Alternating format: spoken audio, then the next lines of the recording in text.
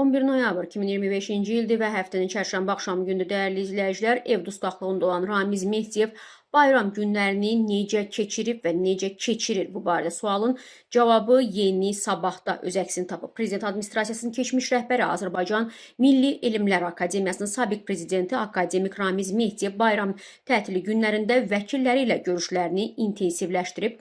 Yeni Sabah deyir ki, bu da qeyri-iş günlərində istintaq hərəkətlərinin aparılmaması ilə bağlıdır. Dövlət qurumları bayram günlərində fəaliyyət göstərmədiyi üçün müstəntiqlər Ramiz Mehdiyevlə dindirmələr aparmırlar. Təqsirləndirilən şəxs olan akademik fasilədən istifadə edərək vəkilləri ilə tez-tez və uzun müddətli görüşlər keçirir. Bu isə müdafiə prosesini intensivləşdirməyə və argumentləri gücləndirməyə və yaxud da müdafiə işini daha da güclü hala gətirməyə hesablanıb. Xatırlatmaq istəyirəm ki, vəkillərə apellyasiya şikayətini verməkdən vaz keçiblər. Amma eyni zamanda müəyyən işlər də görürlər ki, bəzi iddialarla bağlı bir hazırlıqlı bir müdafiə mətnləri olsun. Xatırladaq ki, Səbail rayon məhkəməsi Ramiz Mehdiyev barədə cinayət işi üzrə qərar qəbul edib. Qərar əsasən məhkəmə xüsusilə ağır cinayət əməllərinə görə cinayət məsuliyyətinə cəlb edilən Ramiz Mehdiyev barədə verilən vəsatəti təmin edərək 4 ay müddətinə ev dustaqlığı qəti imkan tədbiri seçib, dəyərli izləyicilər.